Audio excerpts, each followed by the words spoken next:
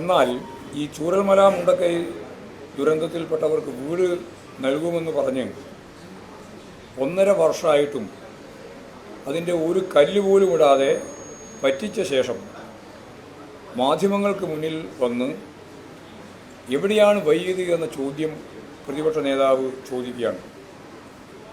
അങ്ങനെ ചോദിക്കാൻ ചില്ലറ തൊലിക്കട്ടിയൊന്നും പോരാ. കാരണം പണം ഇവർ പിരിച്ചിട്ടുണ്ടെന്നാണ് പറയുന്നത്. എത്രയാണ് പിരിച്ചതെന്നുള്ളൊരു വിവരമില്ല. എത്ര കോടിയാണ് പിരിച്ചത് എന്നുള്ളതിനെപ്പറ്റി ഒരു വിവരവുമില്ല. ഇപ്പോൾ DYFI പിരിച്ച് അവർ പറഞ്ഞു ഞങ്ങൾ വീട് കൊടുക്കുന്നു. അത് 20 കോടിയാണ് കൊടുത്തത്. 20 കോടി അവർ പിരിക്കുകയല്ല ചെയ്തത്. അവർ ഈ പാഴ്വസ്തുക്കൾ ശേഖരിച്ചു, അതുപോലെ തന്നെ അധ്വാനം നിർവഹിച്ചു. അങ്ങനെ അവർ കേരളത്തിൽ നടത്തിയ ഒരു വർക്കിൻ്റെ ഭാഗമായിട്ടാണ് അവർ 20 കോടി ഉറുപ്പിക കൊടുത്തത്. അപ്പോൾ 20 കോടി ഉറുപ്പിക എന്ന് പറയുന്നത് ഇന്നത്തെ പരിസ്ഥിതിയിൽ കണക്ക് കൂട്ടി നോക്കിയാൽ അവർ ആദ്യം തീരുമാനിച്ച് 25 വീട് കൊടുക്കുന്നതാണ്. അതിനേക്കാൾ എത്രയോ കൂടുതൽ വീട് കൊടുക്കാനുള്ള പണം അവർ ഗവൺമെൻറ്റിന് കൊടുത്തിട്ടുണ്ട്. എന്നാൽ ഇവർ ഈ കോൺഗ്രസ്സുകാർ ഒരു സംഭാവനയും കൊടുക്കാൻ പാടില്ല, ഗവൺമെൻറ്റിൻ്റെ ഭാഗമായിട്ടുള്ള ദുരിതാശ്വാസ നിധിയിലേക്ക് ഒരു പൈസയും കൊടുക്കാൻ പാടില്ല എന്നും കോൺഗ്രസ് ജീവനക്കാർ അതിൻ്റെ ഓർഡർ കത്തിച്ചു. ഞങ്ങൾ നയാ പൈസ കൊടുക്കില്ല എന്ന് പറഞ്ഞു. അവസാനം അവർ പറഞ്ഞു ഞങ്ങൾ തന്നെ ഫണ്ട് പിരിക്കും. അവർ തന്നെ ഫണ്ട് പിരിച്ചു. ആപ്പടിസ്ഥാനത്തിനും ഫണ്ട് പിരിച്ചു. ഈ ഫണ്ടെല്ലാം പിരിച്ച് ഈ ഫണ്ട് എവിടെയാണ് പോയത്, എത്രയാണ് ഫണ്ട് പിരിച്ചത് ഒന്നും ഇന്നേ വരെ ഫണ്ടില്ല. അവിടെ ഞങ്ങൾ സ്ഥലം വാങ്ങി വീട് നിർമ്മിച്ച് കൊടുക്കുമെന്ന് പറഞ്ഞു. 230 വീട് അവിടെ പറഞ്ഞത്. ഒന്ന് രാഹുൽ ഗാന്ധിയുടെ 100 വീട്, കാരണം അവിടെ മുമ്പ് MB ആയിരുന്നല്ലോ. അതേപോലെ തന്നെ കോൺഗ്രസിൻ്റെ 100 വീട്, യൂത്ത് കോൺഗ്രസിൻ്റെ 30 വീട്, അങ്ങനെ 230 വീടാണ് നിർമ്മിക്കുന്നത്. ഒരു വീടിൻ്റെ പണിയും ആരംഭിച്ചിട്ടില്ല. അതിന് അവർ പറയുന്നത് ഞങ്ങൾ ഗവൺമെൻറ്റിൻ്റെ മുന്നിൽ, സർക്കാരിൻ്റെ മുന്നിൽ വീട് നിർമ്മിക്കാൻ ഭൂമി കണ്ടെത്തി നൽകണമെന്ന് പറഞ്ഞു. അത് തരാതുകൊണ്ടാണ് KPCCയുടെ വീട് നിർമ്മാണം വൈകിയത് എന്ന കല്ലുവെച്ച നുണയാണ്. ഈ നുണയാണ് പറഞ്ഞുകൊണ്ടിരിക്കുന്നത്. കാരണം പ്രതിപക്ഷ നേതാവും ഉപനേതാവും ഉൾപ്പെടെ പങ്കെടുത്ത ഔദ്യോഗിക യോഗത്തിൽ ഗവൺമെൻറ് തന്നെ പണം കൊടുത്ത് ഭൂമി വാങ്ങുകയും ചെയ്തത്. അപ്പോൾ ഗവൺമെൻറ്റിന് എവിടെയാണ് ഭൂമി കൊടുക്കാൻ പറ്റുക? അതുകൊണ്ട് പുറത്തുള്ള ഏജൻസികൾക്കൊന്നും ഭൂമി നൽകുന്ന കാര്യം ഞങ്ങൾ ആലോചിക്കുന്നില്ല എന്ന് ഔദ്യോഗികമായി വിളിച്ചു ചേർത്ത യോഗത്തിൽ തന്നെ കൃത്യമായിട്ട് പറഞ്ഞിട്ടുണ്ട്. സർക്കാർ തന്നെ 44 കോടി രൂപ കൊടുത്തുകൊണ്ടാണ് ഭൂമി വാങ്ങിയിട്ടുള്ളത്.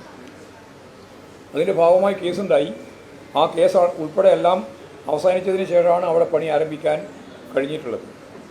അപ്പോൾ സ്പോൺസർമാർക്ക് സ്ഥലം സർക്കാർ നൽകില്ല എന്ന് സർക്കാർ ആദ്യം തന്നെ പറഞ്ഞിട്ടുള്ള കാര്യമാണ്.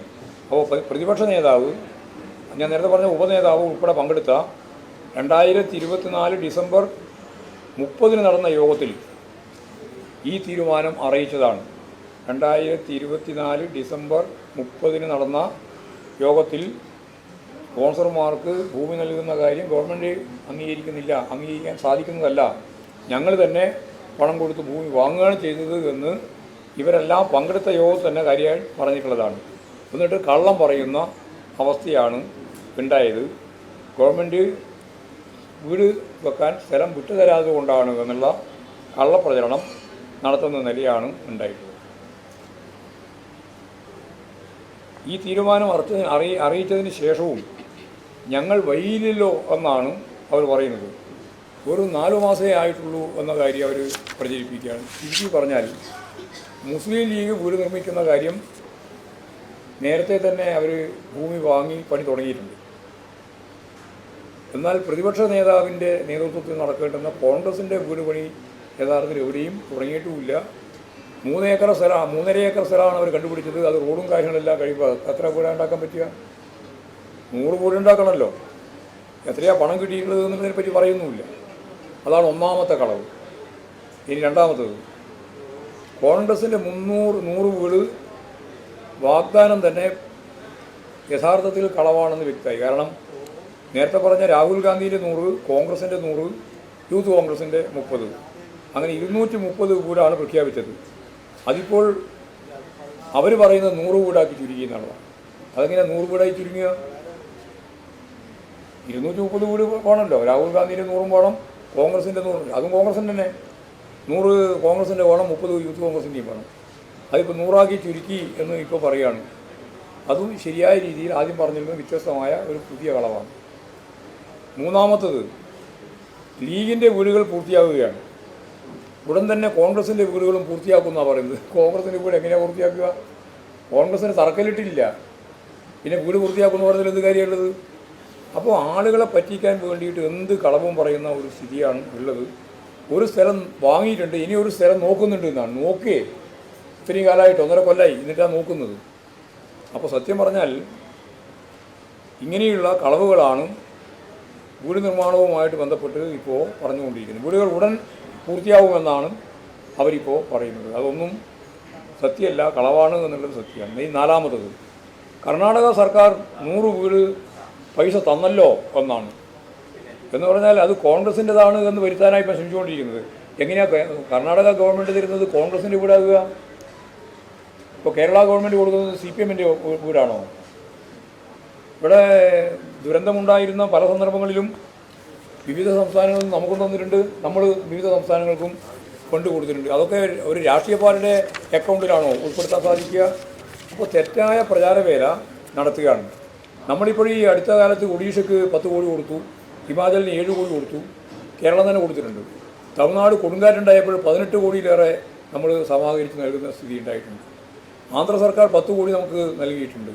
അതുപോലെ തന്നെ തമിഴ്നാട് 5 കോടി നമുക്ക് നൽകിയിട്ടുണ്ട്. ഇതെല്ലാം രാഷ്ട്രീയ കണക്കുകൾ ഉൾപ്പെടുത്താൻ സാധിക്കുന്നതല്ല. അപ്പോൾ കോൺഗ്രസിൻ്റെ ഗവൺമെൻറ് തന്ന അവർ പറഞ്ഞ സംഖ്യ അനുസരിച്ച് അത് അവർ മുഴുവൻ തന്നു കഴിഞ്ഞിട്ടില്ല എന്ന് നമുക്ക് ഇപ്പോൾ കണക്കിൻ്റെ ഭാഗമായിട്ട് അറിയാം. അവർ തരുമെന്ന് പറഞ്ഞത് 20 കോടിയാണ്, 10 കോടിയാണ് കിട്ടിയത്. അല്ല, 10 കോടി കിട്ടിയത് കുഴപ്പമായിട്ടല്ല ഞാൻ പറയുന്നത്. പക്ഷേ ആ 10 കോടി കോൺഗ്രസിൻ്റെ 10 കോടിയാണ് എന്ന് പറയുന്നതിൽ യാതൊരു കാര്യമില്ല. അത് കർണാടക ഗവൺമെൻറ്റിൻ്റെ 10 കോടിയാണ്.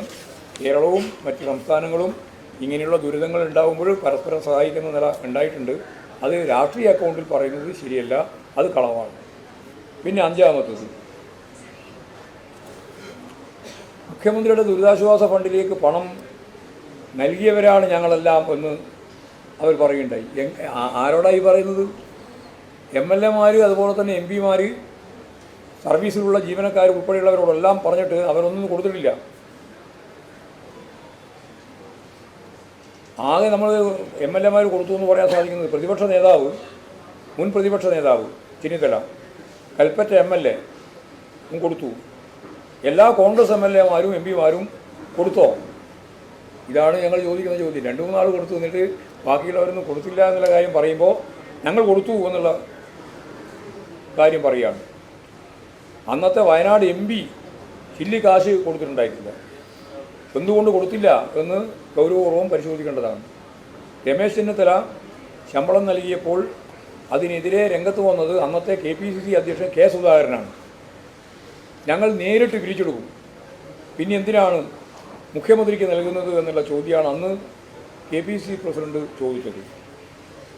അപ്പോൾ യഥാർത്ഥത്തിൽ നമ്മുടെ കേരളത്തിൽ വലിയൊരു ദുരന്തമുണ്ടായിട്ട് ജീവനക്കാരോടും അതുപോലെ തന്നെ അധ്യാപകരോടും ഒപ്പം MLA-മാരും MP-മാരും എല്ലാം ഇതിനു വേണ്ടി വരുന്ന ഒരു ദുരിതാശ്വാസ നിധിയിലേക്കുള്ള സംഭാവന നൽകണമെന്ന് പറഞ്ഞപ്പോൾ അന്നത്തെ ഇവിടെയുള്ള MP ഉൾപ്പെടെ കൊടുത്തിട്ടില്ല. 3 ആളാണ് ആകെ കൊടുത്തിട്ടുള്ളത്. ബാക്കിയുള്ളവരൊന്നും കൊടുത്തത് തെറ്റായിപ്പോയി എന്നാണ് സുധാകരൻ തന്നെ പറഞ്ഞിട്ടുള്ളത് എന്നുള്ളതാണ് സ്ഥിതി. പിന്നെ എല്ലാവരും KPCCയുടെ ഫണ്ടിലേക്ക് പണം നൽകണം എന്നാണ് അന്ന് KPCC പ്രസിഡന്റ് ഉൾപ്പെടെ ആഹ്വാനം ചെയ്തത്. ഒരു വർഷമായപ്പോൾ കോൺഗ്രസിൻ്റെ പണം പിരിക്കുന്ന ഈ ആപ്പ് പ്രവർത്തനരഹിതമായി. അവരൊരു ആപ്പ് വെച്ചിട്ടാണ് ഇത് പിരിച്ചത്. അതിപ്പോൾ പ്രവർത്തനരഹിതമായി കിടക്കുകയാണ്. അപ്പോൾ അത് കൊടുത്തു എന്ന് പറയുന്നത് കളവ്. 6, സർക്കാർ പിരിച്ച പണം എവിടെ, എങ്ങനെ ചെലവഴിച്ചു എന്നാണ് ചോദിക്കുന്നത്. KPCCയുടെ കാണാതെ പോയ ആപ്പ് പോലെയല്ല സർക്കാർ ഫണ്ട് വിനിയോഗിക്കുന്നത്. അത് കൃത്യമായിട്ട് ഓരോ രൂപയും ഔദ്യോഗിക രേഖയായി നമുക്ക് മുന്നിലുണ്ട്. അതുകൊണ്ട് വെബ്സൈറ്റിൽ കൃത്യമായിട്ട് ഓരോ ഇനത്തിനും ചിലവായ പണം പൊതുജനങ്ങൾക്ക് കാണാനാവും. സുതാര്യമാണ്. ഇത് സാധാരണ വ്യത്യസ്തമായിട്ട് അവിടെ ദൈനംദിന ജീവിതത്തിനുള്ള പണം കൊടുക്കുന്നുണ്ട്. അവർ വാടകക്കാണ് താമസിക്കുന്നത്, വാടകക്കുള്ള പണം ഗവൺമെൻറ് കൊടുക്കുന്നുണ്ട്.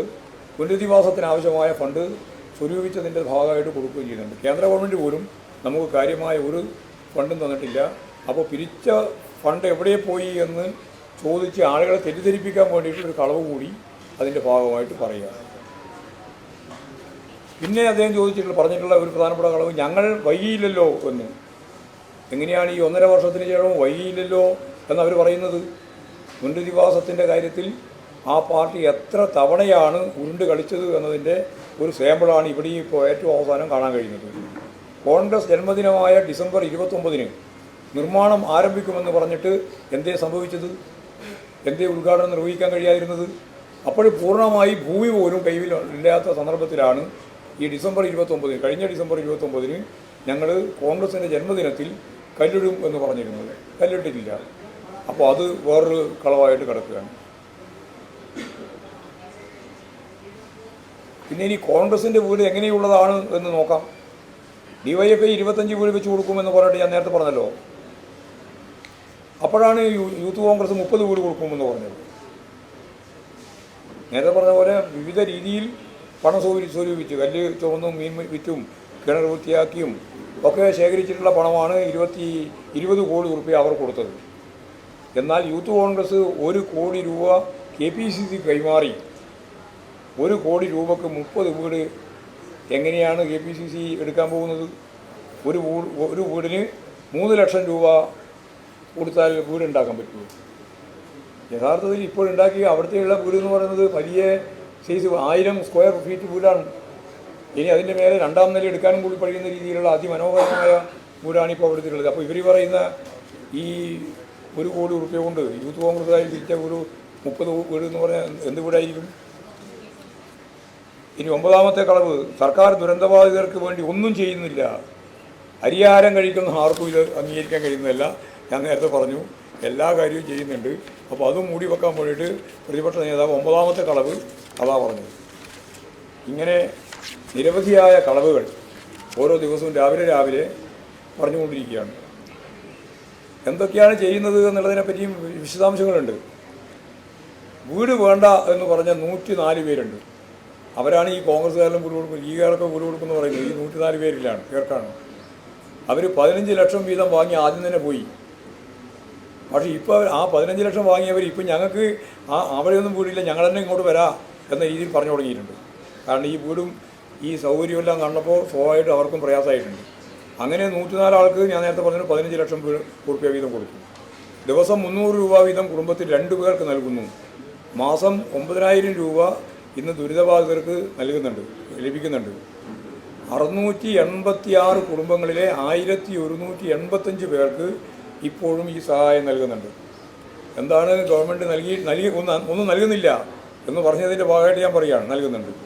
വീട് നിർമ്മാണം പൂർത്തിയാവും വരെ വീട്ടുവാടക 6000 രൂപ ഓരോരുത്തർക്കും നൽകുന്നുണ്ട്. കുടുംബശ്രീ വഴി ഉപജീവനത്തിന് പ്രത്യേക പദ്ധതി നടപ്പിലാക്കുന്നുണ്ട്. ദുരന്തം നടന്ന ഉടൻ തന്നെ കേരള ബാങ്ക് കടം എഴുതിത്തള്ളിയിട്ടുണ്ട്. മറ്റ് കടങ്ങൾ എഴുതിത്തള്ളണമെന്ന് ഹൈക്കോടതി തന്നെ ശക്തിയായിട്ട് ഇടപെട്ടിട്ട് അവർ ആ കടം എഴുതിത്തള്ളാൻ കൂട്ടാക്കിയില്ല. മാത്രമല്ല, ഉരുണ്ട് കഴിക്കുന്ന നിലയാണ് സ്വീകരിച്ചത്. ഒടുവിൽ സംസ്ഥാന സർക്കാർ തന്നെ 565 പേരുടെ 18.75 കോടി രൂപയുടെ കടം എഴുതിത്തള്ളി. ആദ്യം കേരള ബാങ്കിൻ്റെ എഴുതിത്തള്ളി, ഇപ്പോഴെല്ലാ ബാങ്കിൻ്റെയും പണം എഴുതിത്തള്ളുന്നതിന് വേണ്ടി പണം ഗവൺമെൻറ് തന്നെ കൊടുക്കുന്ന സ്ഥിതി ഉണ്ടായിട്ടുണ്ട്. 18.75 കോടി രൂപയുടെ കടമാണ് എഴുതിത്തള്ളാൻ തീരുമാനിച്ചിട്ടുള്ളത്. പ്രതിപക്ഷ നേതാവ് ഇക്കാര്യത്തിലെല്ലാം അറിഞ്ഞോ അറിയാതെയോ നേരെ വിപരീതമായിട്ട് കളവ് പറയുന്നു എന്നുള്ളതാണ് ഒരു അവസ്ഥ.